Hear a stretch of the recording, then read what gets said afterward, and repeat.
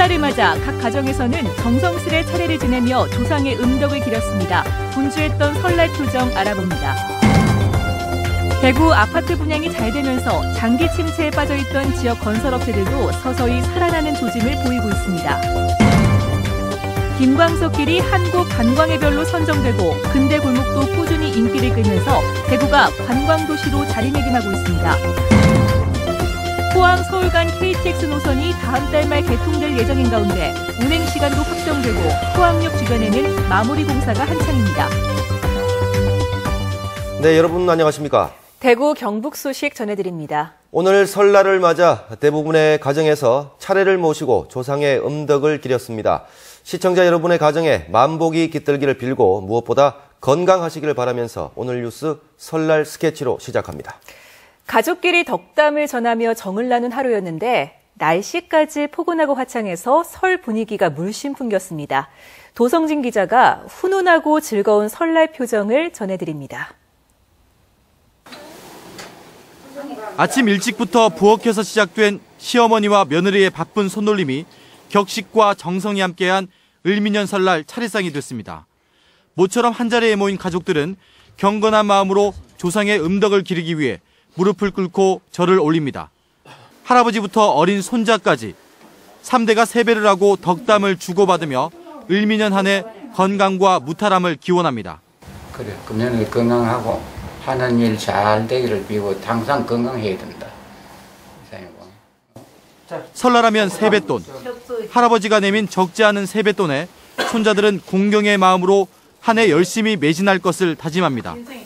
어릴 적 생각해보면 뭐 이렇게 빨리 고3이 올 줄 몰랐는데 뭐 일단 이렇게 됐으니 가장 지금 저한테 맡겨진 중요한 임무 중에 하나가 공부라고 생각하고 또 앞으로 훈훈한 모습만큼이나 화창하고 포근한 날씨. 일찌감치 성묘를 마친 사람들은 전통놀이 체험과 미술관 나들이 등을 즐기며 가족 친지와 정을 나눴고 대구 동성로와 극장가에는 오후부터 인파로 북적였습니다. 할머니 했던 인사드리고 그렇게 이렇게 차 타고 이제 한번 내려와봤습니다. 오랜만에 간만에 아들내미하고 그렇게 예 그렇게 한번 영화 한번 볼까 싶어서 한번 왔습니다. 분위기도 좋고 좋네요. 사람들도 많고. 을미년 양해, 온순한 양의 모습처럼 가족의 따뜻한 사랑과 관심을 다시 한번 느낄 수 있는 설날이었습니다. MBC 뉴스 도성진입니다. 즐겁고 또 정겨운 시간이지만 반대로 이번 설이 애틋하고 안타까운 사람들도 있습니다. 고향에서 마지막 설을 보낸 수몰민들인데요. 박은식 기자가 영주댐 수몰 지역의 설 표정을 전해왔습니다. 정성스럽게 준비한 제물을 진설하고 경건한 마음으로 쓴 지방을 붙인 뒤 공손히 술잔을 올립니다. 식구 한 사람도 빠짐없이 모여서 새해 첫날 조상님께 예를 드리지만 올 설은 어쩐지 예전 같지 않습니다. 97세대 노인이 자식들은 나가 있어도 지금 안 가고 계세요.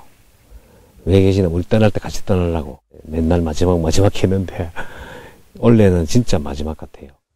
이 골목을 뛰어다니는 노는 기억이 자주 나는데 자꾸 이제 없어질 것 같고 떠나려고 참으로 서운합니다.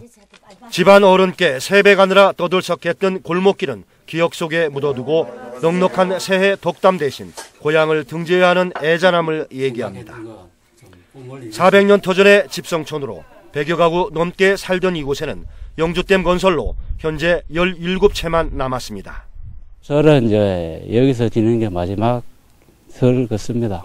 이제 올 가을 추석에는 이제 이주단지로 가서 이제 제를 모시고 해야 되니까. 댐에 고향을 묻은 마을 주민들은 애틋한 사연만 가슴에 담은 채 마지막 설을 보냈습니다. MBC 뉴스 박은식입니다. 네, 설날인 오늘 성묘길에 오르거나 일찌감치 가정이나 일터로 돌아가는 차량들로 고속도로가 하루 종일 몸살을 앓았습니다. 지금은 좀 풀렸는지 한국도로공사 연결해 알아봅니다. 심영은 리포터 전해주시죠. 네, 설날인 오늘 귀성귀경 나들이 차량이 몰리면서 오전 11시부터 시작된 지체가 저녁 시간까지 이어지고 있습니다. 먼저 경부고속도로 상황 살펴보겠습니다. 보시는 것처럼 양방향으로 교통량 다소 있지만 도동분기점 일대 크게 어렵지 않습니다. 계속해서 중앙고속도로 쪽으로 이동해 보겠습니다. 동명 휴게소에서 칠곡 부근까지 5km 속도 떨어지면서 많이 어렵다고 보셔야겠습니다. 다음은 중부내륙 고속도로 낙동분기점 상황 살펴보겠습니다. 창원 쪽으로 많이 어렵습니다. 상주에서 상주터널까지 11km 지체되고 있고요. 반대 양평 방향으로는 선산에서 상주터널까지 5km 속도 떨어집니다. 이어서 대구 포항간 고속도로 이동해 보겠습니다. 와촌 휴게소 일대 양방향 지정체 풀리면서 이제 시원하게 이동 가능합니다. 끝으로 88고속도로 고령 나들목으로 이동해 보겠습니다. 대구 방향으로 속도 떨어져 있는데요. 해인사에서 고령 부근까지 15km 차간 간격 당겨져 있습니다. 오늘 대구 경북 지역 고속도로 대체로 어렵습니다. 혹시 장시간 운전하시다 졸리신다면 가까운 휴게소나 졸음쉼터에 가시길 부탁드립니다. 지금까지 한국도로공사 경북지역본부에서 심영은이었습니다. 오는 4월 개통 예정으로 지난 9일부터 영업 시운전을 시작한 대구도시철도 3호선이 현재 새벽 5시 반부터 자정까지 18시간 반 동안 법물역에서 경대병원역까지 30개 역을 오가며 정상 운행 여부를 점검하고 있습니다. 또 열차 시간표를 임의로 변경해서 운행하거나 운행 열차와 회송 열차를 바꾸어 운행하는 등 갑작스럽고 다양한 환경 변화에 제대로 적응하는지도 살피고 있습니다. 최근 대구에서 아파트 분양이 잘 되면서 외주업체에 밀려 장기 침체에 빠져있던 지역 건설업체들도 서서히 살아나는 모습입니다. 새롭게 주택 사업에 뛰어드는 업체들도 속속 생겨나고 있습니다. 이상원 기자가 보도합니다. 태왕, 서한, 화성 등 대구를 대표하는 건설업체들은 2010년 이후 아파트 분양 시장이 살아나면서 착실하게 내실을 다졌습니다. 2010년 법정 관리를 청산하고 주택시장에 다시 뛰어든 태양은 그동안의 실적을 기반으로 올해 10개 지구 4천여 가구의 아파트를 공급할 계획입니다. 재건축, 재개발, 또 현재 지역주택조합, 그럼 일반 택지개발 지금 골고루 하고 있거든요. 원래 우리 목표가 매출 2천억에 수주 4천억, 지금 이 정도 지금 목표로 지금 하고 있습니다. 창립 36년째를 맞는 대구의 중견건설업체 동서개발도 지난 2002년 이후 13년 만에 새로운 브랜드로 재건축 아파트 시장에 뛰어들면서 성공적인 재개를 했다는 평가를 받고 있습니다. 향후에도 경산 사동에 아주 고품격의 타운하우스를 준비 중에 있습니다. 그 이어서 북구에도 노곡동에 천여세대의 공동주택을 분양 계획 중에 있습니다. 홍성건설, 서림종합건설 등 새롭게 아파트 분양 시장에 뛰어드는 지역의 신생 업체들도 점차 늘어나고 있습니다. 최근 수년간 분양시장 호황에도 불구하고 외지 업체들의 독점 탓에 지역 경제에 미치는 영향은 미비했던 대구 건설시장. 아파트 분양시장 호황 속에서도 외지 업체의 시장을 잠식당했던 대구에서 최근 나타나고 있는 지역 업체들의 활발한 움직임이 건설명가 대구 부활의 신호탄이 될 수 있을지 주목됩니다. MBC 뉴스 이상원입니다. 이번 뉴스는 오랜만에 고향을 찾으신 분들을 위해서 마련한 소식입니다.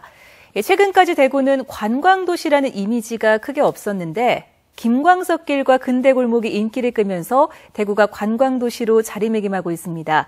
연휴 기간 한번 둘러보시는 것도 좋을 듯합니다. 권윤수 기자가 전합니다. 푸른 담쟁이라는 뜻의 청라 언덕에 골목 투어를 나선 사람들이 모였습니다.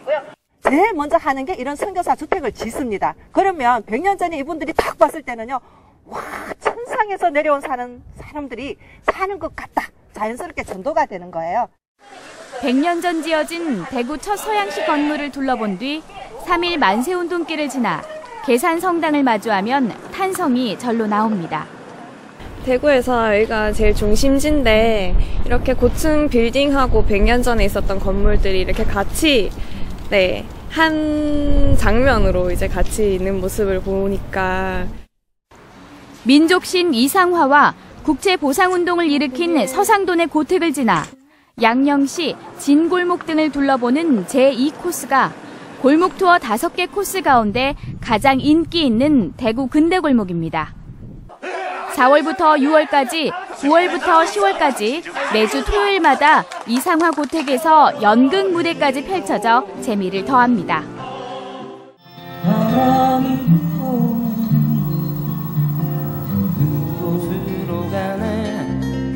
중구 방천시장 옆 김광석길은 대구의 효자 관광지입니다. 김광석이 태어나 유년 시절을 보낸 곳이라는 점에서 벽면에 김광석이나 그의 노래와 관련된 그림이 말끔하게 새 단장돼 있는데요.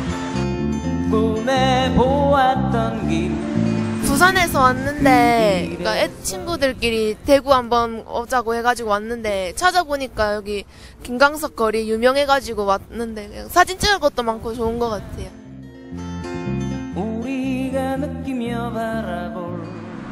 최근에는 골목방송 스튜디오가 문을 열었는데요. 이곳에서는 토요일과 일요일 DJ가 신청곡을 받아서 음악을 틀어주고 있습니다.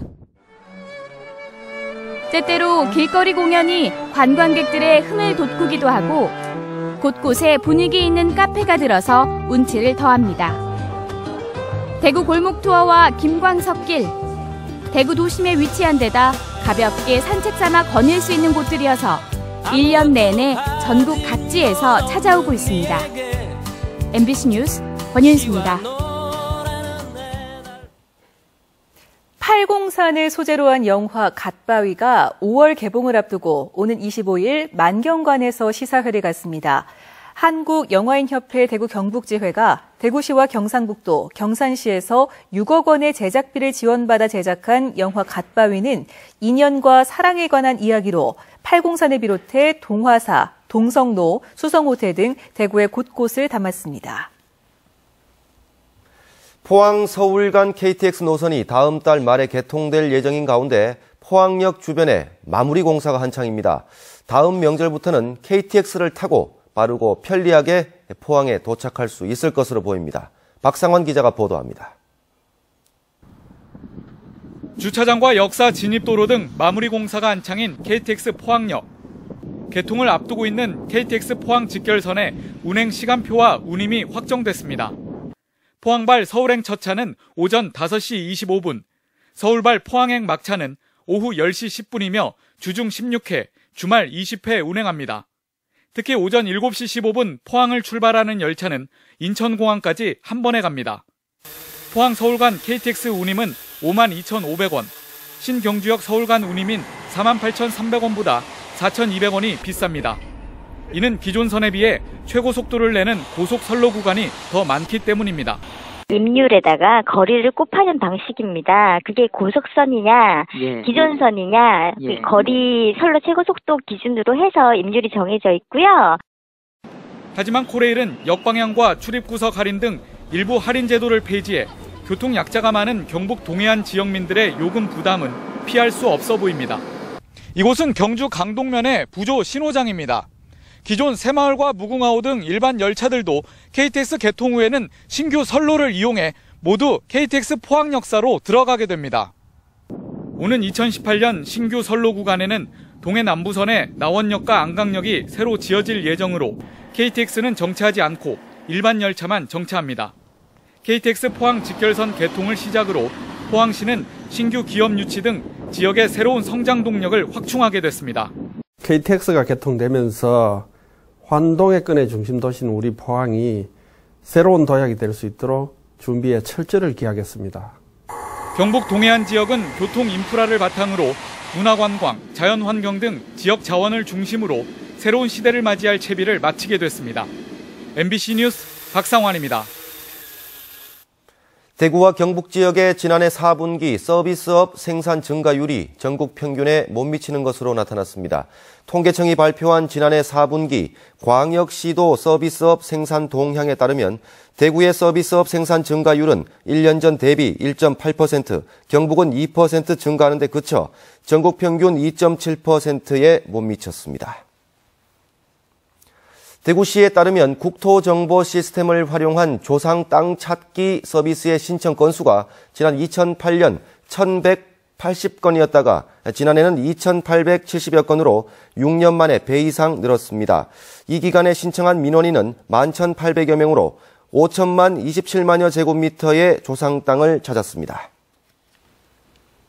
대구과학대가 외국인 유학생 관리 소홀로 비자 발급 제한 대학으로 지정됐습니다.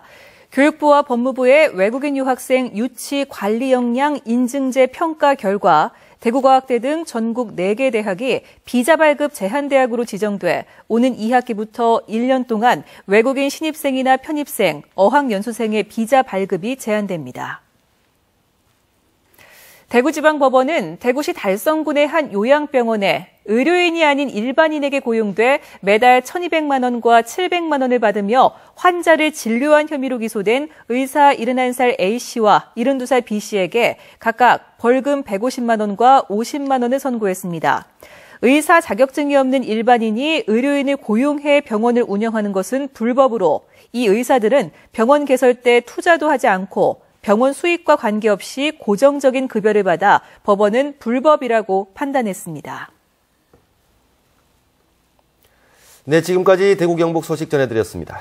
여러분 고맙습니다.